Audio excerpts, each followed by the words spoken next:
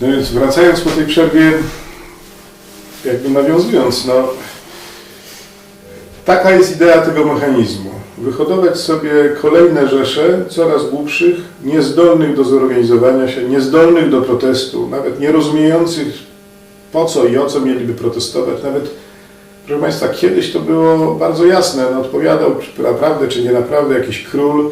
Jak się ludzie zebrali, udało im się pokonać jakąś tam policję i armię, no to była mała rewolucja, obcinali łeb królowi, jeszcze kilku jego tam bliskim i się zaczynało od nowa. No teraz tak naprawdę nie wiadomo komu dać w ryj. No tutaj, no kto jest winny? No zawsze może powiedzieć, że no takie było prawo, takie było przepisy, a kto zrobił to prawo, a kto napisał te przepisy, a przed kim to się tak rozmywa.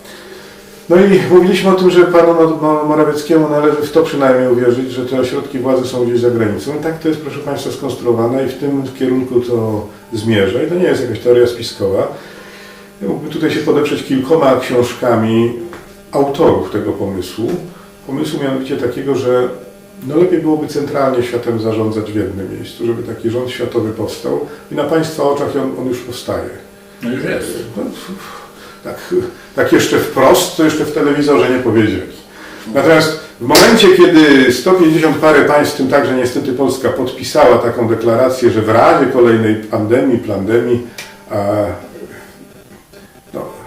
decyzje, które będą w WHO podejmowane, mają wyższość, nie do pojęcia, dla mnie sprawa, mają wyższość nad decyzjami podjętymi tu przez władze w Polsce. To jest Polska. To są ludzie, którzy wybrali swoje władze, żeby podejmowali za nich decyzje. Nikt się z nas nie zgadzał na to, żeby jakieś anonimowe, no-name'y właściwie dla nas, gdzieś tam z drugiego końca świata, ustalały nam politykę wobec pandemii. Ja tylko przypomnę, że ta pandemia,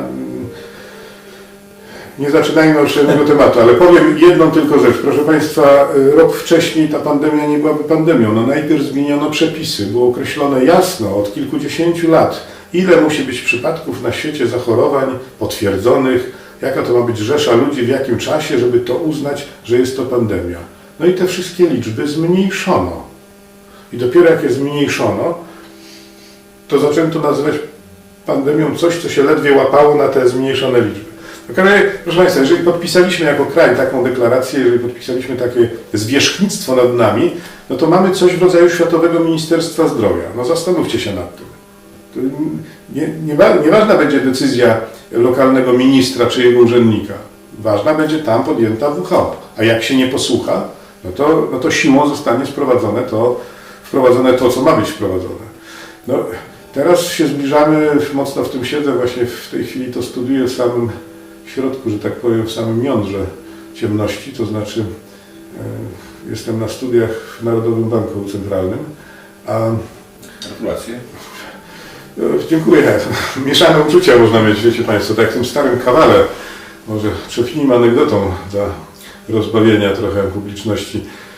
Proszę Państwa, mieszane uczucia to są wtedy, kiedy znienawidzona teściowa rozbije się Waszym nowym Mercedesem. Więc ja mam takie trochę mieszane uczucia, jeżeli chodzi o ten mój wysiłek naukowy, powiedzmy, który tam podejmuję w tej chwili. Ale informacje ze źródła prosto no są takie, że właściwie decyzje już zapadły. Pieniądz elektroniczny, i proszę tego nie mylić z walutą, kryptowalutą, będzie wprowadzany. To eksperymenty na całym świecie już trwają, także w Szwecji, nie tylko w Chinach, w Norwegii. Dlaczego generalnie to wszystko się dzieje? Można postawić tą sprawę w ten sposób. Może jeszcze zamknijmy to klamrą.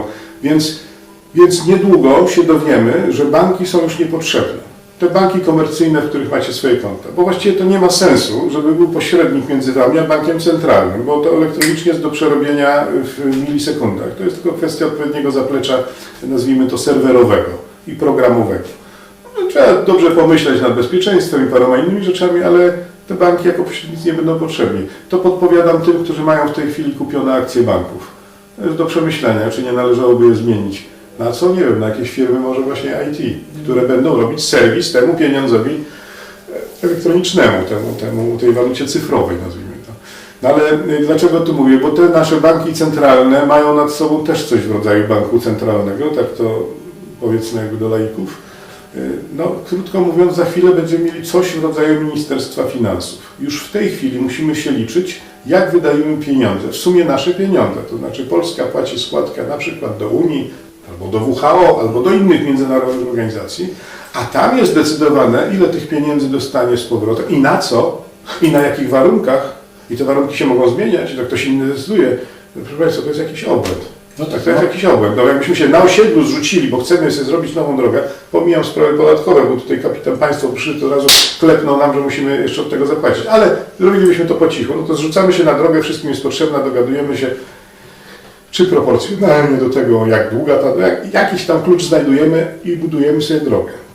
A teraz sobie wyobraźcie, że te pieniądze wpłacamy komuś z innego miasta, ten ktoś sobie wypłaca z tego wypłatę, a później mówi, no dobra, droga tak, ale nie aż taka długa, chyba też chcecie za szeroką, a poza tym dlaczego nie ma drogi dla rowerów? No u nas nikt na rowerach jeździ, ale ma być. A dlaczego nie ma pasa dla autobusów? No ale my mamy samochody, nie szkodzi, takie są standardy u nas w Unii, powiedzmy. No i ostatecznie dlaczego w tym roku? Robimy to za 2 lata, a na razie płaccie składki.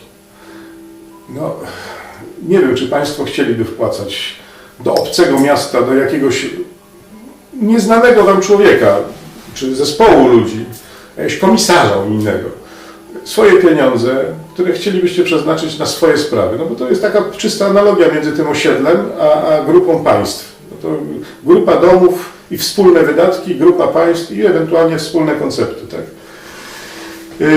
No i tak, i znowu odbiegłem od tematu, a tematem było, dlaczego jest tak, jak jest. Dlatego, że ten system jest taki. Ja tylko przypomnę, bo Polska już przystąpiła do prokuratury europejskiej. Do prokuratoria. To wiecie Państwo, to jest tylko taki pierwszy krok. To nie jest w tym momencie aż tak bardzo złe, jakby się mogło wydawać, bo to jest taka różnica jak między, powiedzmy, potopem a nawodnieniem. Tak? I to dużo wody, ale są pewne istotne różnice. Ta prokuratoria europejska będzie się na tym etapie, jak tam jest to właśnie wpajane, będzie się zajmowała sprawami dotyczącymi właśnie jakichś przekrętów finansowych, to znaczy już te składki poszły, wróciły i tutaj jakieś dotacje, są jakieś machlojki, o tak na przykład koło mnie kiedyś posadzono 25 hektarów orzecha włoskiego, no bo wiadomo, że to za pół roku będą tylko patyki suche, ale była akurat dotacja na orzechy włoskie, tak? No więc teoretycznie ta prokuratoria ma się zajmować tego typu przekrętami dotyczącymi wspólnych unijnych pieniędzy. No ale to tak dzisiaj wygląda. Zobaczymy, jak będzie wyglądało za 3 lata, za 5, za 10. Jakie dodatkowe przywileje i prawa dostanie ten urząd, jakie dodatkowe obowiązki i kary dostaniemy my. Bo ja sądzę, że to nie będzie zmierzało w tą stronę, jak widać nie zmierza, żebyśmy my byli coraz bardziej niezależni, decydujący sami o własnym losie, tak jako obywatele i tak jako kraj, tylko to raczej zmierza w innym kierunku. Na razie to jeszcze nie jest źle, bo to nie jest to samo, co nasza prokuratura, tak? Która ma określone prawa, jeżeli chodzi o ściganie przestępstw i doprowadzenie do ich ukarania. To podobnie brzmi, zajmuje się też w pewnym sensie tym samym, ale jednak w małym, ograniczonym zakresie. Tylko ja nie wiem, po co nam ta prokuratoria tak naprawdę. To jest kolejne wiązanie się małego państwa w jakiś system dużych państw, w których nie mamy tak naprawdę nic do powiedzenia. Naprawdę mamy niewiele do powiedzenia. My się zgadzamy tkwić w jakimś układzie, w którym poza propagandą mówiącą o wartościach, ja to kompletną bzdurą, bo o wartościach to akurat najmniej chyba w tej Unii się można, że tak powiem, nauczyć, antywartości raczej. Poza propagandą to tak naprawdę nic nam nie daje. Nam by wystarczyło, myślę, że jako Polakom, jako Polsce i Polakom wystarczyłoby przystąpienie, samo Schengen by wydaje mi się, wystarczyło na nasze potrzeby, żeby pojechać do Austrii na narty, albo pojechać sprzedać, nie wiem, swoje meble do Berlina. Myślę, że to by wystarczyło. Nie jest nam potrzebna ani prokuratoria, ani te wszystkie, że tak powiem, fundusze europejskie. To nie, proszę Państwa, bilans netto po kilkunastu latach to nie jest taki, no to nie może być taki, no taka jest matematyka, no nie może być tak, że my dostaniemy więcej tych pieniędzy niż płaciliśmy. No jeżeli na osiedlu się zrzucamy na tą drogę, to tych pieniędzy nie przybędzie nagle z tego powodu, że 20, 30 i czyluś tam członków danej grupy wpłaciło po 100. No to będzie 2 albo 3 tysiące, no nie zrobi się z tego 5, więc, a jeszcze po drodze trzeba coś utrzymać, tak? Urzędnika, jego samochód, jego ogrzewane biuro, klimatyzowane, jego wczasy, te wszystkie niejasne sytuacje finansowe, które się wydarzyły. I na koniec z tych 3000 przykładowych na osiedlu zostaje 2. Ale to nie jest tak, jak mówię, że te 2 będą wydane na to, co chcieliśmy. Na to, na cośmy się umawiali ileś lat wcześniej. No, zostanie wydane na to, co tam komisarzowi przyjdzie do głowy, bo jest, nie wiem, Zielony Ład, bo jest ekologia, bo tam trzeba, nie wiem, sponsorować elektryczne samochody, które nie wiem, do czego się nadają. No, jakieś tam inne priorytety będą. Ja nawet nie mówię, czy dobre, czy złe. Nie nasze. Więc no ja nie jestem zachwycony. Wracając do brzegu, dlaczego jest tak, jak jest? Dlatego, że jakość wyborców, mówię o intelektualnej jakości, jest coraz niższa, w związku z czym coraz łatwiej im coraz większe głupoty wcisnąć. Ja nie czuję się, proszę Państwa, zacofany, uważając, że mamy 2 płcie. Naprawdę. Ja wiem, co to jest hermafrodyta. Ja wiem, że zdarzają się osoby, które mają 2 różne garnitury, tak jakbyśmy 2 istoty w jedną skleili. Ja to wiem, ale to są jakieś tam przypadki, 1 na 10 000 czy 1 na 100 000. No nie róbmy z tego reguły. Uważam, że jak się Państwo dobrze zastanowią, to myślę, że się ze mną zgodzą, że lekarzem od spraw kobiecych jest ginekolog, lekarzem od spraw męskich jest androlog, a od wszystkich pozostałych 50 paru płci jest psychiatra. Może warto zawsze zapytać archeologa, jakie szkielety są znajdowane na wykopaliskach.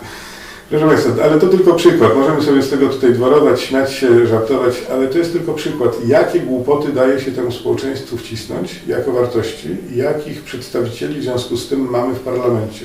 Parlamencie, który jest fabryką prawa, które nas wszystkich dotyczy. Tam się robi prawo, a my tam posyłamy głupków, łapówkarzy i zdrajców. Dlaczego? No dlatego, że mechanizmy na to pozwalają, bo ładnie facet wyszedł, co Pan mówił, w krawacie ładnie wyglądał, coś ciekawego powiedział, zrobiono mu dobrą prasę. Bo teraz tak, ci, którzy są po stronie pewnej, mają media za sobą. Ci, którzy są po innej, mają media przeciw sobie. No i to jest kolejny mechanizm, który powoduje pewną dysproporcję, że nawet jak jest pewna część narodu, która no, jednak przejmuje się tym, co się w naszym kraju dzieje i jednak analizuje to głębiej, nie na podstawie przekazu telewizyjnego, no to ich przedstawiciele mają bardzo pod górkę. A to nie jest przypadkiem tak w Polsce, że powiedzmy partia rządząca 1-2 kadencje, jak już tam apogeum tych takich różnych dziwnych spraw jest bardzo mocne, oni się po prostu zamieniają tą... To znaczy oni się zamieniają sezonowo, w sensie z wyborów na wybory. Czasami 2 kadencje przeleci jak ostatnio, ale też zamieniają się w trakcie. No ja przypomnę, no, wspominany tutaj z wdzięcznością pan Morawiecki był doradcą Tuska. No tak. O czym my mówimy? No takich transferów nazwiska i partie, no to jeden za drugiego, to już było kilkadziesiąt w tych jakby wiodących partiach obecnych. No to jest kilkadziesiąt nazwisk. Proszę Państwa, o czym my mówimy, jeżeli we władzach mamy ludzi, którzy dbają o niepolskie interesy? No proszę mnie dobrze zrozumieć, ja byłem imigrantem. Dla mnie to znaczyło tyle, że jestem wdzięczny, że udzielono mi schronienia i pozwolono mi pracować i płacić podatki na kraj, w którym żyłem, co było dla mnie naturalne, że się składam na ich infrastrukturę, z której korzystam. To jest dla mnie imigrant. Człowiek, który no, korzysta z pomocy w tym zakresie, no, na ile, że dadzą mu pomieszkać i zarobić trochę. No tak, teraz się wszystko pozmieniało. Teraz to się wszystko pozmieniało. To se nebrati. Ale ja, proszę Państwa, nigdy nie aspirowałem, pracując w Holandii, w Danii, na zachodzie generalnie, ja nigdy nie aspirowałem, że ja będę miał tam coś do powiedzenia, że ja będę w ich domu ustawiał ich porządki. Ja tam byłem gościem i staram się zachować jak gość. No, takie jest moje widzenie tej sprawy. Natomiast co ja tutaj widzę? No ja tutaj widzę członków Związku Ukraińców w Polsce. No chyba sama ta nazwa jasno mówi, jaką narodowość uważają za swoją własną. Tak. I ja tych ludzi widzę w naszych władzach. Ja tutaj widzę organizacje żydowskie przeróżne. No i wszystkich tych ludzi, którzy są Żydami lub myślą, że są, lub chcieliby nimi być i się bujają w tych jarmułkach przy wielu okazji, ja widzę we władzach. Ja tego nie rozumiem. Znaczy co, Polaków już nie ma? To nie jest antysemityzm, to nie jest antyukrainizm, bo ja to samo bym powiedział o, nie wiem, Eskimosach czy Chilijczykach, wszystko mi jedno. Wydaje mi się, że w moim domu powinien porządku pilnować, władzę mieć ktoś z mojej rodziny, a nie z rodziny sąsiada. No tak. Ale doszliśmy do takiego momentu, że wypowiedzenie takiej tezy no skutkuje tym, że wielu ludzi się puka w czoło. Ale Co ty to- chcesz? Ty jesteś antysemita. Ale to wie pan, to są bzdury. Ja powiem na swoim przykładzie, ponieważ ja mieszkam od wielu lat w Norwegii, posiadam prawa wyborcze w wyborach samorządowych. Ani razu nie wziąłem udziału w tych wyborach, dlatego że uważam, że to jest niemoralne, żebym ja Norwegą wybierał, kto tam ma rządzić. Wie pan, ja nie umiem tego rozstrzygnąć, czy Po to w prostu pierwszym, czy w drugim, czy w czwartym pokoleniu ktoś się staje Polakiem. Ja tego nie wiem. Nie wiem, tak naprawdę no nie muszę chyba się znać na wszystkim, ale ja mówię o konkretnych sytuacjach. Ludzie, którzy się czują Ukraińcami, lub czują się Żydami, lub czują się nie wiem kim, jakikolwiek naród sobie tutaj proszę podstawić, to nie są ludzie, których ja bym chciał widzieć w najwyższych władzach swojego kraju. Lokalnie no, to jest inna sytuacja moim zdaniem, no jeżeli mówimy o takiej władzy, która dyskutuje jak mądrze zarządzić pieniędzmi gminy, tam nie wiem, czy latarni na jakiejś ulicy postawić 5 czy 7, to nie jest jakaś kluczowa sprawa o jakimś super znaczeniu dla Polski, więc tutaj jakby te opory moje byłyby mniejsze, jakby no nie wiem, ktoś z innego kraju tutaj osiadł, czy tu się urodził nawet i rodzice byli z innego kraju i tutaj no, udzielał się społecznie, bo to w sumie jest pewne działanie społeczne, działanie na rzecz gminy, lokalnej społeczności. No ale przepraszam, no chciałbym być pewny, że mój prezydent, mój premier, moi ministrowie to są ludzie, którym ja ufam, to są Polacy, którzy za Polskę to by się po prostu dali pochlastać, pociąć. Ja nie mam takiej pewności. Ja nie mam takiej pewności. No, po prostu jak widzę, że ktoś przy każdej okazji, proszę pana, są dwie partie, one z sobą bardzo rywalizują, napuszczają na siebie tych otumanionych, oczadzianych telewizją ludzi, zacietrzewionych, także no, przy stole wigilijnym się żrą. No, do czego to doszło? Ale są takie chwile, gdzie wszyscy zgodnie kiwają się w tych jarmułkach, odpalają te chanuki czy cokolwiek. Jeszcze raz zaznaczę, już dla porządku, znaczy ja bym wszystko mi jedno, czy mnie ktoś, nie wiem, pozwie za antysemityzm, czy nie pozwie, ale ludzie, to nie jest antysemityzm. To jest jakiś zdrowy rozsądek, moim zdaniem. To jest miłość do własnego kraju. W własnym domu rządzą i porządki ustalają członkowie rodziny tego domu, a nie sąsiada albo w ogóle z sąsiedniej wioski, którzy przyjechali w gości na czasy pod gruszą. No wyobraźcie sobie, że macie gości z sąsiedniej wioski i oni mówią, nie, to przemeblowanie, to sprzedaj, to kup, a w ogóle oddaj mi pieniądze. No przecież pogonilibyście, od razu byście pogonili. A teraz jesteśmy w takich układach na mniejszej i na większej skali. No teraz właśnie się dowiedzieliśmy, że będziemy karani, jeżeli nie przyjmiemy uchodźców. Ile trzeba lat podpalania samochodów? Ja nie mówię o 2, 3, 5 samochodach. Proszę Państwa, 75 000 samochodów spłonęło w tego Sylwestra. I prasa pisze, że to był wyjątkowo spokojny Sylwester we Francji. Ile musi być zgwałconych zbiorowo przez jakichś tam beżowych książąt Orientu nieletnich dzieci, żebyśmy uznali, że nie, no. Ja wiem, że oni wszyscy tacy nie są. Ja wiem, że niektórzy są bardzo porządni. Proszę Państwa, jak Was poczęstuję paczką cukierków, nie wiem, jakichś tam M&M'sów na przykład. I powiem, jeden jest zatruty, tylko jeden. Tam ze 100 jest dobrych. Poczęstujesz się? Ja nie. Ja nie chcę ryzykować. A na jaką cholerę ja mam przyjmować, przepraszam, armię ludzi, którym się w ich własnym kraju nie udało? Z różnych powodów, ja nawet nie wnikam. Żarli się między sobą, walczyły między sobą klany, no siedzą niektóre z nich na bogactwach i na ropie, no i nie wiem, no koloniści ich opanowali, no nie wiem, może byli za mało zaradni, nie chcę powiedzieć, że głupi, może za mało zorganizowani, ale czy to jest moja wina, czy ja mam teraz, że tak powiem, oddawać efekt pracy mojej, moich rodziców, moich dziadków, żeby ich utrzymywać, czy ja mam dopuszczać, to są obcy, słuchajcie, nie wpuszcza się obcych do swojego domu, zwłaszcza obcych, którzy no, jeszcze przed furtką deklarują, że złe zamiary. Proszę, oni wprost mówią. Proszę włączyć internet, proszę wejść na ich fora i ich posłuchać i ich poczytać. Oni wprost mówią, że rozmnażają się na tyle szybko, że w ciągu jednego pokolenia, najdalej 2, demokratycznie przegłosują gospodarzy i ustalą swoje porządki. Pracować tu nie będą. Proszę nie liczyć na te wszystkie opowieści, że to lekarze, inżynierowie i tam w ogóle znakomici fachowcy. To są rzadkie przypadki. No i teraz tak, mamy te doświadczenia z innych krajów, z innych lat. I co? Jako Polska nie mamy siły powiedzieć nie, u nas nie? Jako Polska musimy się zgodzić, tak to jest nam sprzedawane, na to, że ktoś tam w Unii powie, ile tysięcy mamy przyjąć, a jak nie, to ile tam milionów mamy zapłacić, 3 miliardów.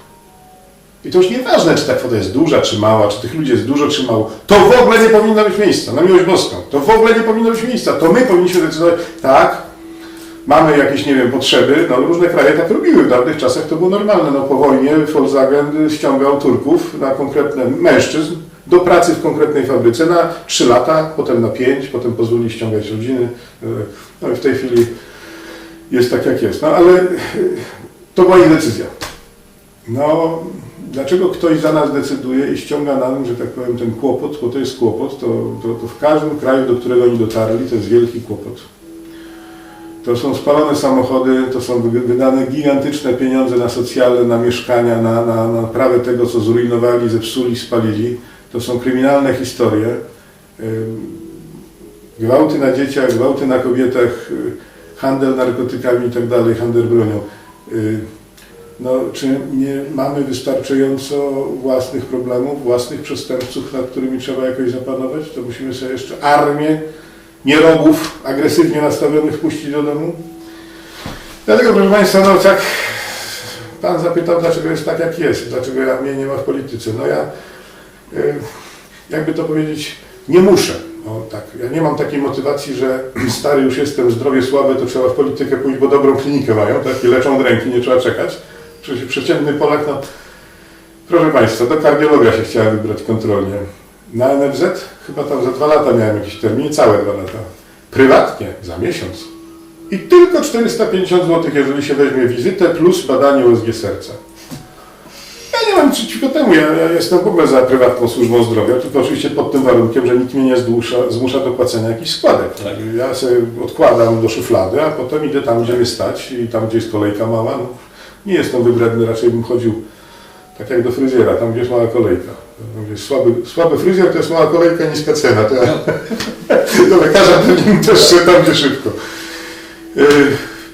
Dlaczego nie do polityki? No, jakby to powiedzieć, motywacje takie, które są dosyć powszechne, mnie nie bardzo jakby pociągają. No, taka jest moja sytuacja, że jakoś tam mam z czego żyć skromnie. Motywacja taka, no po co mi się pchać gdzieś, gdzie nie mam wpływu? No bo co, bo to prestiż być posłem czy senatorem? Właśnie, że nie. Moje pytanie było troszeczkę inne. Mi chodzi o ten kręgosłup moralny. Chodzi mi o ludzi, którzy coś w swoim życiu zbudowali, którzy mogą od siebie coś zaoferować, mogą coś zbudować. Nie zepsuć, nie zniszczyć, tylko zbudować. Dlaczego ty ludzie jest tak mało? Może dlatego, że rodzice zamiast świat kiepskich powinni dzieci uczyć historii, tak. od małego nie dawać telefonu komórkowego, tylko strzelania, pracy, wartości pieniądza.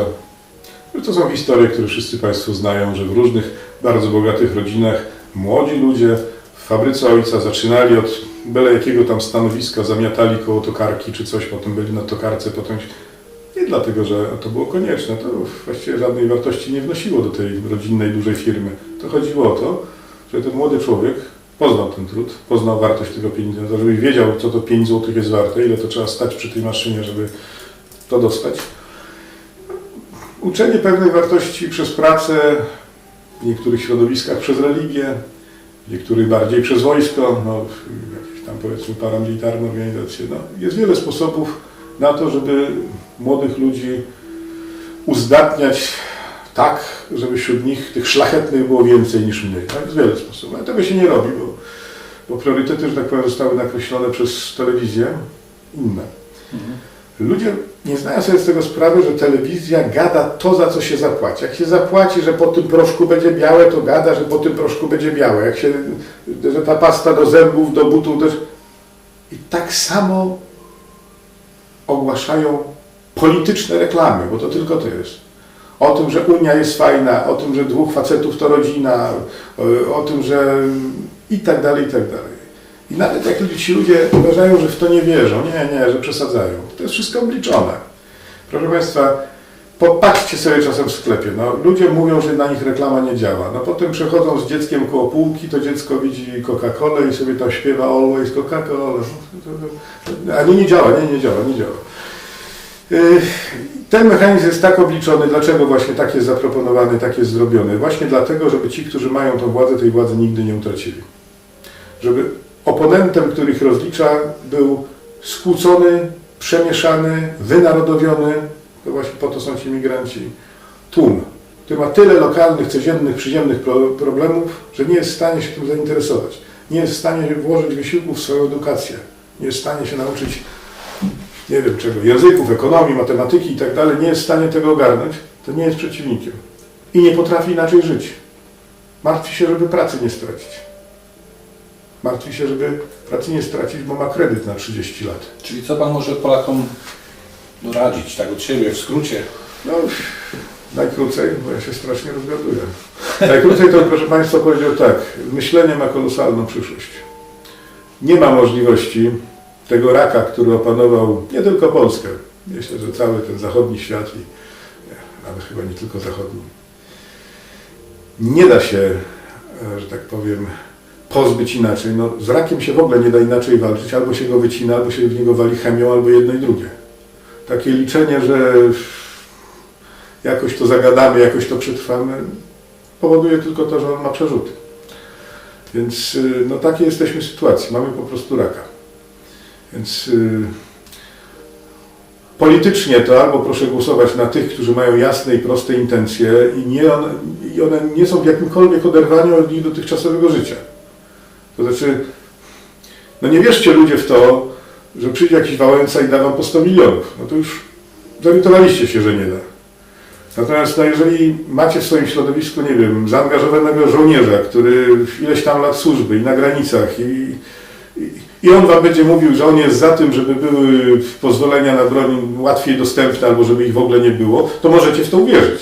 No to jeżeli się zgadzacie z tym, że fajnie było mieć, nie wiem, jakiś pistolet w domu czy karabin, na razie czego, no to proszę, to macie kandydata. To nie chodzi o jakieś długie, wielkie programy, to nie chodzi o jakieś wielkie metaanalizy ekonomiczne i deklaracje, że na to tyle procent, na tamto tyle procent.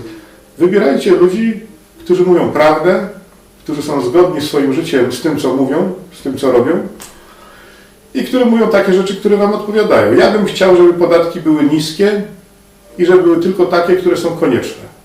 No, nie zrobimy sobie prywatnych dróg. No, muszą być podatki na drogi. No na co jeszcze? No musi być poważna armia.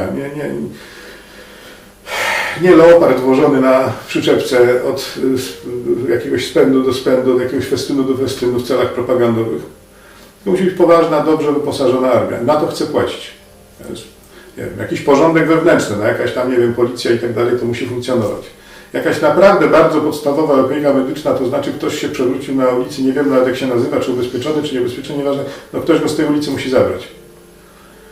No, jest kilka rzeczy, które byśmy sobie mogli wymienić, że warto na to powinny być płacone. Natomiast cała ta armia urzędasów, no przykro mi, no skoro tacy fachowcy, to zdaje się, że chyba nie będą mieli problemu z tym, żeby na siłę zarobić. Proszę Państwa, jednym z postulatów, nie wiem czy pamiętacie takie czasy, czy wiecie o tym, ale kiedyś było 21, może coś pokręciłem, postulatów Solidarności. I jednym z nich, za PZPR-u, było zmniejszenie, obcięcie administracji publicznej, tych właśnie urzędasów wszystkich. No i tak, słuchajcie, 30 tam lat plus minus minęło i tak zmniejszamy, że mamy tej administracji 3 razy tyle, co za PZPR-u. No ludzie! Przecież to kosztuje, przecież ci wszyscy ludzie mają ogrzewane pomieszczenia biurowe, klimatyzowane, mają samochody służbowe. Dlaczego mieliby nie mieć? Mają wypłaty, mają od tych wypłat jakieś ZUS-y. To wszystko trzeba zapłacić. To niech komputer, serwis tego komputera. A po prostu to są gigantyczne pieniądze. Dobra. Ale to jest sztywny elektorat. Żeby oni tylko, tak, no to jest ten system. No żeby oni tylko to wszystko nas kosztowali, to wszystko. Nie, oni jeszcze tam siedzą i przeszkadzają nam żyć. Jakiej dziedziny państwo by nie wzięli się i zagłębili w prawo, to dojdziecie do wniosku, że, no nie wiem, jakiś tutaj obłęd panuje. Czy państwo sobie zdają sprawę na przykład, to się zmieniało przez lata, powiem jaki jest stan rzeczy w tej chwili. Jeżeli macie kawałek prywatnego lasu, to nie możecie z niego wyciąć ani jednego drzewa. No, możecie, ale najpierw trzeba napisać pismo do starostwa, jeżeli to jest działka jako las, a do gminy, jeżeli jest to działka jako rolna. Starostwo przydzieli wam, ile wam wolno z waszego lasu wyciąć metrów w ciągu 10 lat. Przydział jest na 10 lat. No rozpiszę tam 2 metry brzozy, 3 metry buka i tak dalej. Nie możecie więcej. I nie możecie tego buka i tej brzozy, tylko przyjedzie leśniczy. Starostwo teraz płaci leśniczym, normalnym, zawodowym leśnikom. I wam wyznaczy, które drzewo wam wolno wyciąć. Jak wyznaczy, to nie możecie jeszcze wycinać. On wraca z tym, co wyznaczył, ze swoimi notatkami i dopiero urząd wam przyśle pismo, jak nie zapomni. Zgoda, można wycinać. To, co jest już tam krzyżykiem przez leśniczego. No i co, myślicie, jak je wytniecie, to możecie, nie wiem, sprzedać albo coś z nim zrobić? Nie. Jak je wytniecie, to trzeba wezwać pisemnie znowu leśniczego, znaczy wezwać urząd, żeby przysłał leśniczego, żeby on zrobił tak zwany odbiór. No, nabił tam jakiś swój znak i tak dalej. Że tak jest odebrane, wycięte to, co trzeba. I dopiero wtedy możecie sobie to drzewo popiłować i porąbać, żeby mieć ciepłe zimą. Czy to jest, proszę Państwa, normalne? Czy Państwo naprawdę musi to regulować? Czy przekonuje Was takie uzasadnienie, że gdyby nie to, to Polacy wyrżnęliby do pnia swoje lasy? No jakoś przez kilkadziesiąt czy kilkaset lat nie wycinali ich w pień. Nawet jak się taki głupi znalazł, to po prostu nie miał lasu. Są kraje takie jak Dania, że tam możesz wyciąć co zechcesz. W Norwegii również. I jakoś z zazdrością patrzę na Kopenhagę, która zielona i kwiecista od wiosny do jesieni. No każde podwórko jeszcze rywalizują, kto ma magnolia, kto ma inne drzewa. Proszę Państwa, to jest jakiś obłęd. Las jest Wasz. I to jest Wasza decyzja, ile i jakiego drzewa wytniecie. Polska nie jest w jakiejś takiej sytuacji, że tu brakuje drzew. Tych zalesień od powojnia powolutku przybywa. Znaczy obszar, który jest lasem od czasów wojny, cały czas się powiększa. Tu nie ma takiego problemu, że tu, nie wiem, drewna brakuje. Mamy go tyle, że rabunkowo go przez ostatnie 2 czy 3 lata wycinano i wypychano wszędzie, do Chin i tak dalej. Pieniążki były potrzebne, tak? Na realizację obietnic i na politykę. To był tylko przykład i zapewniam Was, że w każdej innej dziedzinie związanej z leczeniem, z nauczaniem, z bronią, z budownictwem, rolnictwem są takie absurdy. Także to jest armia, wracając do brzegu, wracając do tego, że mamy armię urzędasów, dużo większą niż za czasów PZPR-u, dużo lepiej opłacaną.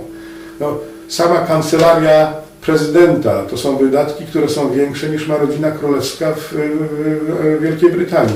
No coś tu jest nie halo. To pomijając, że nas to kosztuje gigantyczne pieniądze, to oni jeszcze niczym innym się nie zajmują, tylko po prostu urządzaniem nam życia w jakiś chory, obłędny sposób. No i teraz Pan się pytał o to, co możemy zrobić. No albo możemy, wiecie, no, generalnie są 2 sposoby, jeżeli... Będę mówił porównaniami, bo tak mi łatwiej. Jeżeli jakiś kościół Ci nie odpowiada, to masz tylko 2 wybory. Albo możesz wejść do tego kościoła i własnym przykładem zmieniać ludzi w tym kościele i powodować, że ten kościół od środka się zmienia, staje się lepszy. To jest jeden sposób. A drugi, możesz się wypisać z tego kościoła, założyć własny, czy tam pójść do innego. Więc mamy do wyboru. I niestety wielu młodych, mądrych Polaków ten wybór pod przymusem podejmuje taki, że wyjeżdża za granicę. Najpierw się jeszcze oszukują, że tam trochę zarobią, to wrócą, potem mają awans, to chcą jeszcze trochę więcej zarobić, potem tu się robi coraz gorzej, tam jest im trochę lepiej, potem zapuszczają korzenie, mają żonę, dzieci i tak dalej, dziecko chodzi do szkoły. Tracimy najlepszych ludzi. Tracimy od kilkudziesięciu lat najlepszych ludzi. Ludzi z siłą, z pomysłami, z głową do interesu, zdolnych manualnie, rzemieślników znakomitych. No dlaczego mają tu pracować w tych warunkach, skoro mogą tam w tamtych? No i próbujemy to plombować kim? Ukraińcami, którzy mówią, że Bandera, morderca to jest bohater. To jest chore. Proszę Państwa, więc to jest jeden sposób. No albo możemy to wszystko pieprznąć, czy zostając w Polsce i doprowadzić do jej rozbioru kolejnego. To już w historii miało miejsce, więc nic nie wymyślam. Albo wyjadą w ogóle za granicę, szukając szczęścia i lepszego życia gdzieś daleko. Albo możemy próbować się jednak zorganizować i wybierać swoich reprezentantów według określonego klucza. Ja się pytam, gdzie mieszkał i co robił tatuś? Co robił dziaduś? No, sięgnijmy dalej, co na przykład pradziadek.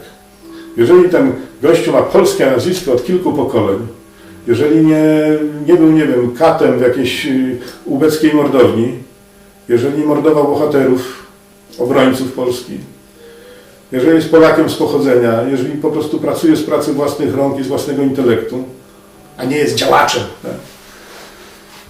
No to ja bym rozważył oddanie głosu. Jeżeli mówi rozsądnie, w prosty sposób, zrozumiały, a nie jakimiś sloganami rzuca, to ja bym rozważył na wybranie takiego człowieka.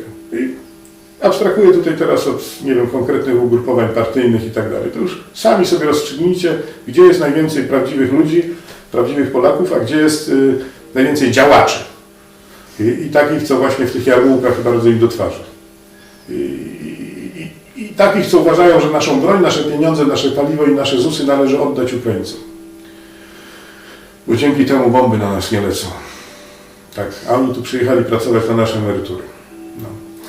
Więc albo się ogarniemy własnym przykładem, własnym rozsądkiem, własną działalnością na własnym podwórku. Jakby odbudujemy pewne rzeczy, pewne relacje, pewne schematy, pewien kompas moralny, o którym Pan mówi. No albo to wszystko pójdzie w tym kierunku, w którym zmierza. No i będziemy jeszcze bardziej kolonią niż jesteśmy.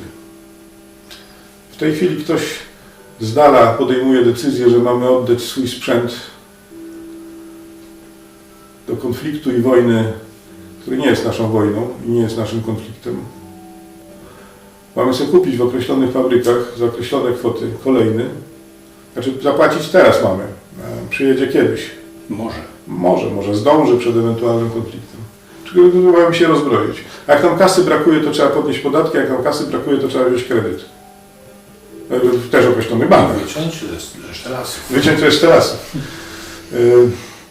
Proszę Państwa, no coś optymistycznego trzeba powiedzieć.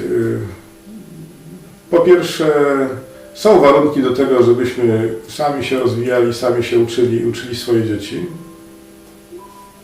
Każdy jakiś tam ma swoje zdolności i talenty od Boga, które powinien rozwijać.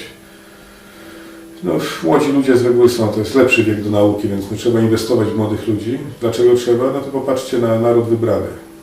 Dlaczego rządzą światem? Dlatego, że jak pojedziecie do Nowego Jorku, to właściwie nie da się innego lekarza czy prawnika spotkać niż tego z narodu wybranego. Trzeba mieć po prostu elitę, no, trzeba mieć mądrych ludzi. Możemy się zająć własnym rozwojem i tak jak mówiłem, myślenie ma kolosalną przyszłość, rozważaniem prawdy, a nie słuchaniem propagandy. I może coś nam się uda samemu zmienić, ale miało być optymistycznie. Proszę Państwa, jest taki dokument, który jest co roku aktualizowany, zabrzmi to jak bajka, wiem, że mnie weźmiecie za wariata, ale Wam o tym powiem. Różnie go tam nazywają, białą księgą i tak dalej. To jest dokument tworzony na podstawie realnych badań geologicznych, w którym są wylistowane wszystkie nasze istotne złoża w Polsce. Nie tylko węgiel, siarka i tam jakieś rudy miedzi i tam wszystkie. Te złoża się dzieli generalnie na dwie kategorie. Nazwijmy je roboczo pewne i takie szacowane, przypuszczalne, że mogą być, no nie jest to 100% pewne. No i co roku się robi aktualizacje, bo ileś tam czegoś wydobyto, to jest mniej, ale czasem może coś nowego znaleziono, jakieś nowe pokłady, więc się robi tego więcej. I te aktualizacje są przedstawiane w Sejmie. To jest też ciekawe, dlaczego większość z Państwa o tym dokumencie nie wie. Przesmyk Suwalski? O, tam, dlaczego tam Amerykanie siedzą? Podobno właśnie dlatego, że tam są bardzo ciekawe złoża tytanu i bardzo wysoko bogatej rudy, takiej, którą... No ale sama ta ruda stali jest podobno tej klasy co w Szwecji. Tak. Ale przede wszystkim chodzi o tytan, bez którego loty w kosmos i współczesna tam zaawansowana technologia wojskowa jest bardzo, bardzo trudna. Do czego zmierzam? Polska to bogaty kraj. To bogaty kraj położony w niezwykle korzystnym położeniu, przeklętnym, ale i korzystnym. Wschód, zachód, północ, południe, tu by się dużo mogło z samego handlu i transferu czyichś rzeczy, góra, dół, lewo, prawo dziać. Natomiast złoża, proszę Państwa, i to mówię z całą świadomością, które są w Polsce, wyceniane po średnich rynkowych cenach. To, co jest w polskiej ziemi, jest więcej warte niż ropa Arabii Saudyjskiej. Jest więcej warte niż gaz, nomen właśnie tutaj Norwegii.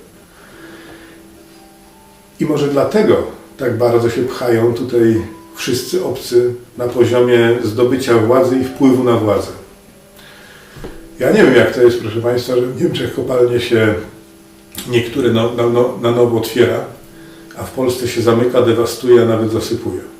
Podobno się zasypuje też różne toksyczne śmieci z Niemiec, w niektórych z nich, ale to osobny wątek. Ja nie rozumiem tego, dlaczego tak bogaty kraj z dostępem do morza, z walorami niezwykłymi, turystycznymi, historycznymi itd. Dlaczego się tutaj tak ludziom biednie żyje? Przecież to nie jest pustynia, ludzie. To jest bogaty kraj, z mądrymi ludźmi. Po prostu pogońcie cwaniaków i działaczy, pogońcie takich, którzy nigdy w życiu żadnej roboty nie wykonali. Wszystko mi jedno z jakiej partii. Mogę mówić konkretnie nazwiskami, ale to nie o to chodzi, żeby tutaj kogoś jakoś publicznie upokarzać. Wybierzcie mądrych ludzi, którym możecie zaufać. Odpuśćmy sobie tam programy i propagandę. No chyba tyle, no co, nic więcej nie widzę tu innej możliwości. Nie ma szans na to, na co były szanse tam, nie wiem, 100, 200, 300 lat temu. Tak się takie sprawy rozgrywało, że ktoś zbierał jakąś partię, uzbrajał ją, tak, i z tą partią robił jakiś przewrót, udany lub nieudany i nowe porządki zaprowadzał. No to nie ma takich możliwości. Pomijając brutalność takich sytuacji, rozlew krwi i tak dalej. Także nie namawiam Państwa do tego, żebyśmy wszyscy wzięli broń i ruszyli na Warszawę albo na Moskwę, albo na Brukselę. Nie. Myślę, że trzeba to rozegrać tak, jak to będą rozgrywać islamiści. No po prostu na bazie praw, które obowiązują, zdominują, zasiedlą i zdominują, zasiedlmy Polskę. No, miejcie dzieci, dbajcie o nie, wychowujcie je, kształćcie je, a na bieżąco wybierajcie najwartościowszych ludzi i innym nie dawajcie szans, jeżeli chodzi o wybór jakichkolwiek władz lokalnych, jakichś tam regionalnych, wojewódzkich i centralnych. No, można lubić, nie lubić Grzegorza Brauna. Ja jestem przekonany, że nie byłoby potrzebne, żeby różne takie z pozoru szalone działania podejmował, gdyby taki Grzegorz Braun, bo nie wiem, 30 albo 50 chociaż w parlamencie. Po prostu do pewnych rzeczy bo w ogóle nie dochodziło, więc nie były potrzebne jakieś tam manifestacje, nad którymi się w tej chwili pastwią różne media. No.